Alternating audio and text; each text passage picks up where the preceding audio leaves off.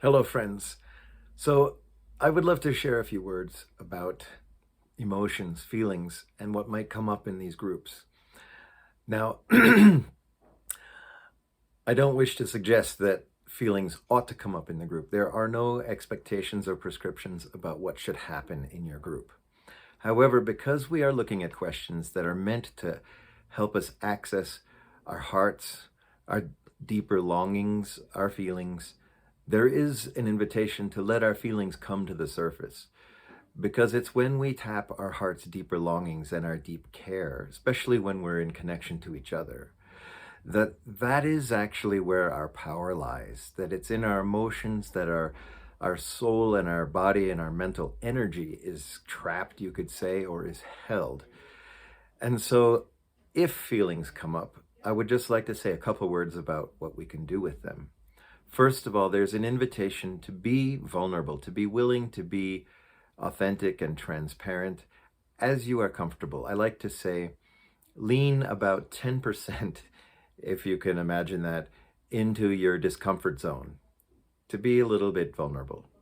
Um, because that's actually what helps to wake up our empathy for each other. Our real power is in our connections to each other. It's in our empathic recognition of our universal humanity that we all share. And so, although when we are alone, our powerlessness feels hopeless, it feels like there's nothing we can do, that we're isolated, we're alone. But when we come together, it's actually our hopelessness that becomes our power in a paradoxical way. Because when we're in touch with our powerlessness, if that's what we're feeling, it actually strengthens our bonds to each other and it helps us not feel so alone. Because the degree to which we're vulnerable is the degree to which everyone else can say, me too, me too.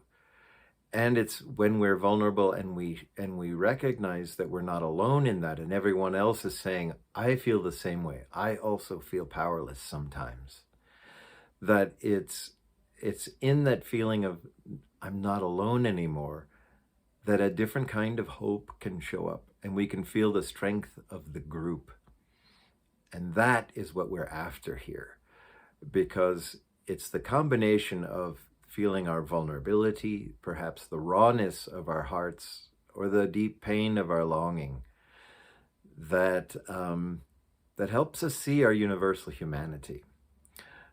So, if you have strong feelings that come up, or tears, that's beautiful. That's welcome. Please let them just come. And you don't have to indulge them or get into ranting. But if you can hold yourself and just let be what's there, that's so beautiful and powerful. And as a group, if we can be willing not to try to fix anyone or to try and offer advice or recommendations, suggestions, just let someone's feelings be there. Because when people feel that you're present with them, just present and letting them be as they are, there's something very healing in that. And there's a deep acceptance in letting people be as they are. So please consider that as the best way to be together. I wish I could be there with you to help you hold a container so that everyone feels safe, accepted, that they belong. But the depth to which you're willing to go as a group and the courage you're willing to show with each other in sharing your hearts with each other is extremely meaningful and will strengthen your sense of belonging to each other.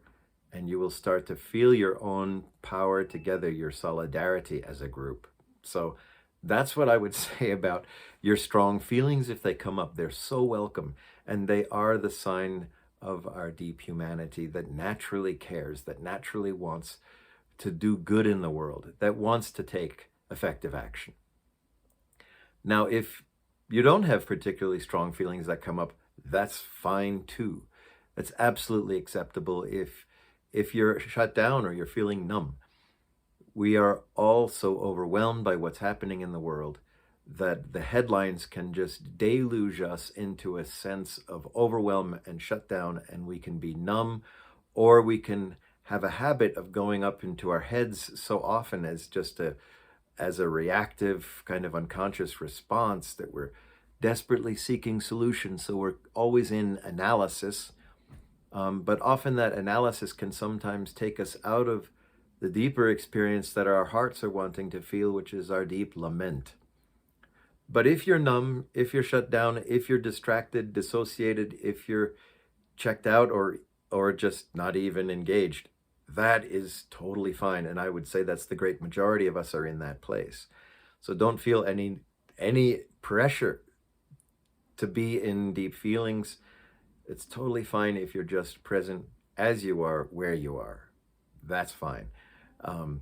So just know that if you're distracted or you're overwhelmed, it's just a symptom of what they call empathy distress or compassion fatigue.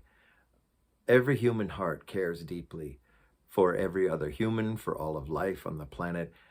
We are just at different degrees of being connected or disconnected from our hearts because of our mind's activity, our natural human tendency to want to be in control, to be in charge. So if you're not feeling a lot, that's totally fine. I would just invite you to go through the process and connect with whatever part of your heart is available, whatever part of your heart feels and cares, and knows that you wish the best, you wish good lives for your children and grandchildren and great-grandchildren, and that you care so deeply, even if you're not deeply in touch with your emotions. So that's the invitation. And if you have rage or intense feelings, that's also welcome. Again, the invitation, if you have rage or depression, is to be with what's here, and you can express it, you can voice it. And if the group can give you space and safety just to vent or to be with what you're experiencing, that's great.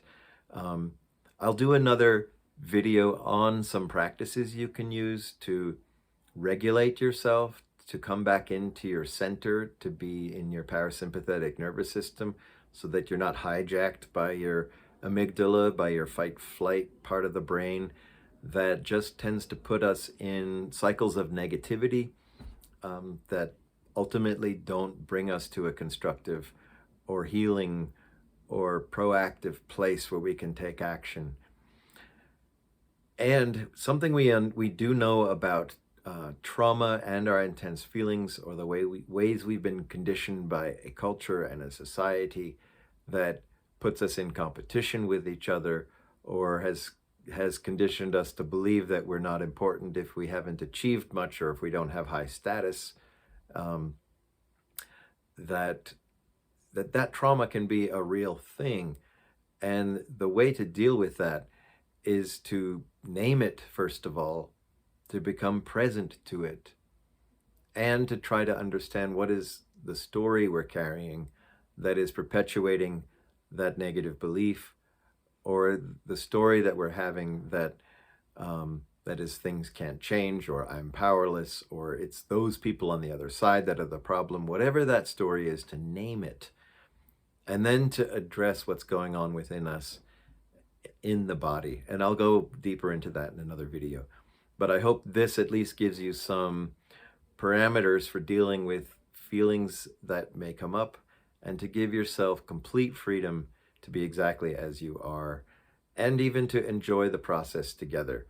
Because the more we see each other's humanity at greater depths, the more our own love, our natural love and care for each other and for the world wakes up. And that's the whole point of these groups. So if you have any questions, concerns, recommendations about this process, please don't hesitate to reach out. Fortunately, this vision is in its infancy, and I can work closely with you, and I am available. So I would love for you to feel my support of you and my availability. So thank you so much for taking on this process, for the courage that you have, for being willing to share yourselves. And I hope it's an enriching and rewarding experience for you. So thank you so much, and we will be in touch. All right. Cheers.